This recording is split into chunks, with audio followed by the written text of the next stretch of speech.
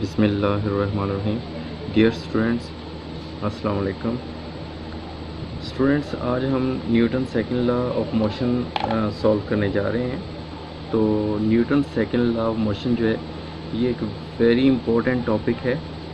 तो सबसे पहले इसकी स्टेटमेंट को आप देखें और समझ लें, क्योंकि कोई भी लॉ होता है ना तो उसकी स्टेटमेंट होती है, डेफिनेशन नहीं होती, स्टेटमेंट होती है।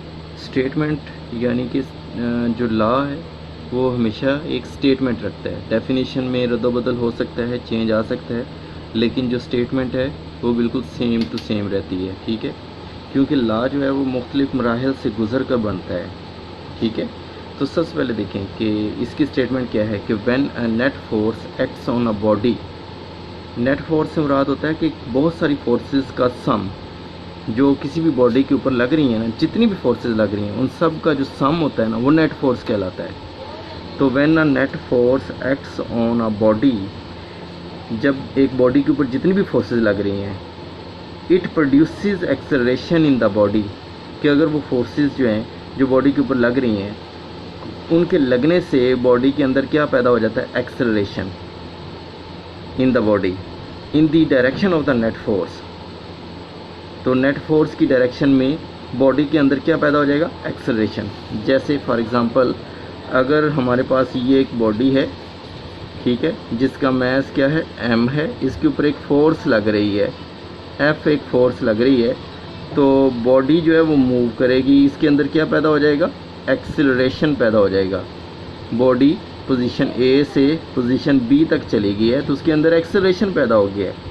अब ये जो एक्सेलरेशन पैदा हो गया है इसकी बात कर रहे हैं, ये किस डायरेक्शन में पैदा हुआ है, in the direction of force, कि जिस डायरेक्शन में फोर्स लग रही थी उसी डायरेक्शन में इसके अंदर एक्सेलरेशन पैदा हो गया है। अब हम स्टेटमेंट की तरफ दोबारा आते हैं कि when a net force acts on a body, कि जब नेट फोर्स जो है वो एक्ट कर रही है बॉडी के ऊपर, it produces acceleration in the body, तो ये नेट फोर्स जो है ये बॉडी के अंदर एक्सेलरेशन पैदा कर देगी in the direction of the net force, net force की डायरेक्शन में, कि जिस डायरेक्शन में फोर्स लग रही थी उसी डायरेक्शन में बॉडी के अंदर एक्सेलरेशन पैदा हो जाएगा। The magnitude of this acceleration, कि ये जो एक्सेलरेशन पैदा हुआ है, ठीक है ना, इस एक्सेलरेशन की जो अमाउंट है is directly proportional to the net force. तो ये एक्सेलरेशन नेट फोर्स के क्या होगा, डायरेक्टली प्रोपोर्शनल। ठीक है ना, और ये बॉडी का जो मैस है उसके इन्वर्सली प्रोपोर्शनल हो जाएगा। ठीक है, फोर्स एक्सेलरेशन जो है वो नेट फोर्स के डायरेक्टली प्रोपोर्शनल होगा, कि जितनी ज़्यादा फोर्स लगेगी उतना ज़्यादा एक्सेलरेशन पैदा होगा। ठीक है, और इन्वर्सली प्रोपोर्शनल किसके होगा, मैस के, कि मैस के ये इन्वर्सली प्रोपोर्शनल होगा। ठीक है, जैसे जैसे मैस बढ़ता जाएगा तो एक्सेलरेशन कम होता जाएगा। ठीक है ना, एक छोटी बॉडी को मूव करवाना आसान है, ठीक है, उसके ऊपर फोर्स लगेगी, वो ज़्यादा मूव करेगी, उसके अंदर ज़्यादा एक्सेलरेशन पैदा हो जाएगा। लेकिन एक बॉडी अगर बड़ी होती जाएगी, जैसे जैसे बॉडी का मैस बढ़ता जाएगा तो एक्सेलरेशन कम होता जाएगा, क्योंकि उसके ऊपर फोर्स लगे वो उतनी ज़्यादा स्पीड के साथ उसके अंदर एक्सेलरेशन पैदा नहीं होगा। तो ये इन्वर्सली प्रोपोर्शनल है। एक्सेलरेशन जो पैदा हुआ है वो फोर्स के डायरेक्टली प्रोपोर्शनल है और एक्सेलरेशन मैस के इन्वर्सली प्रोपोर्शनल है।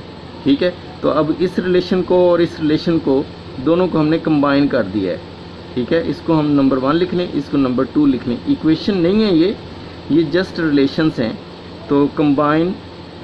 ठीक है, यहाँ पे हम लिख सकते हैं कंबाइन 1 एंड 2। तो 1 और 2 को हमने कंबाइन कर दिया तो A तो एज इट इज़ आ जाएगा। ठीक है, ये प्रोपोर्शनल का साइन भी वैसे आ जाएगा, तो F जो है वो ऊपर आ जाएगा और मैस जो है वो नीचे आ जाएगा। ठीक है, तो अब देखें ये अब हमारे पास इस तरह से आ जाएगा कि अगर हम इसमें से F निकालना चाहते हैं तो ये M इधर जाकर क्या हो जाएगा, मल्टीप्लाई, तो F प्रोपोर्शनल MA। अब देखें कि प्रोपोर्शनल का साइन जब भी ख़त्म करते हैं तो हमें किसी न किसी कांस्टेंट टर्म से मल्टीप्लाई करना पड़ता है। तो यहाँ पे हमारे पास कांस्टेंट क्या है, K है, K से मल्टीप्लाई किया तो इक्वल का साइन आ गया। अब यहाँ पर ये जो K है ये कांस्टेंट है और कांस्टेंट की वैल्यू यहाँ पर कितनी है, 1 है, वो हमने 1 पुट कर दी तो F is equal to M में आ गया। ये जो रिलेशन है F is equal to MA, ये न्यूटन के सेकंड लॉ को एक्सप्लेन करता है, डिफाइन करता है, ठीक है ना। ये रिलेशन न्यूटन सेकंड लॉ का है, ठीक है। अब हम थोड़ा सा न्यूटन की तरफ चलते हैं कि न्यूटन एक साइंटिस्ट था, लेकिन जिसने ये एक लॉ पेश किया है। अब एक न्यूटन एक फोर्स का नाम भी है, ठीक है ना। तो उसको हम डिफ़ाइन कर लेते हैं कि जो फोर्स है, ऐसा यूनिट ऑफ फोर्स, फोर्स का जो यूनिट है उसको हमने न्यूटन रखा हुआ है, ठीक है। फोर्स का यूनिट हमारे पास क्या है? न्यूटन है। The SI unit of force is Newton. और न्यूटन को हम डिफ़ाइन कर लेते हैं कि न्यूटन है क्या, ठीक है।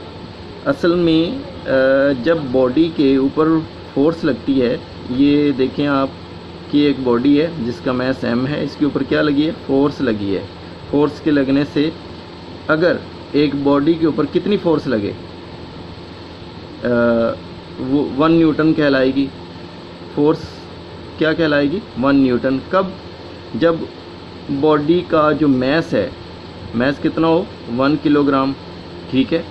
और बॉडी के ऊपर जो फोर्स लगी है, उस फोर्स के लगने से बॉडी में जो एक्सेलरेशन पैदा हुआ है वो 1 मीटर पर सेकंड स्क्वायर हो। अगर एक बॉडी के ऊपर जो फोर्स लग रही है वो 1 न्यूटन होगी, जब बॉडी के ऊपर 1 न्यूटन फोर्स के लगने से उसके अंदर 1 मीटर पर सेकंड स्क्वायर का एक्सेलरेशन पैदा हो जाए, ठीक है। और उस बॉडी का मैस कितना होना चाहिए? 1 किलोग्राम। तो उस वक़्त वो फोर्स जो है वो 1 न्यूटन कहलाएगी। दोबारा रिपीट करता हूँ इस चीज़ को कि ये एक बॉडी है, इसका मैस जो है वो 1 किलोग्राम है, 1 किलोग्राम है, ठीक है। और इसके ऊपर फोर्स लगी है, ठीक है। और फोर्स के लगने से इसके अंदर एक्सेलरेशन पैदा हो गया है 1 मीटर पर सेकंड स्क्वायर। जब 1 किलोग्राम के जिस्म पर फोर्स लगे और वो 1 मीटर पर सेकंड स्क्वायर का उसके अंदर एक्सेलरेशन पैदा हो जाए, तो उस वक्त वो फोर्स जो होगी 1 न्यूटन के बराबर होगी, ठीक है। 1 newton is the force that produces an acceleration of 1 metre per second square in a body of mass of 1 kilogram. कि 1 किलोग्राम के एक जिस्म पर एक फोर्स लगी है और उसके अंदर 1 मीटर पर सेकंड स्क्वायर का एक्सेलरेशन पैदा हो गया है, तो उस वक़्त वो फोर्स जो होगी वो 1 न्यूटन कहलाएगी, ठीक है। तो 1 न्यूटन किसके बराबर है?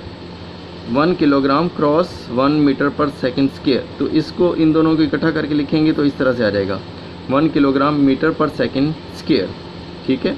तो स्टूडेंट्स, ये न्यूटन का सेकंड लॉ था। वेरी इंपॉर्टेंट टॉपिक है, इसको आपने अच्छे तरीके से तैयार करना है और प्रैक्टिस करनी है।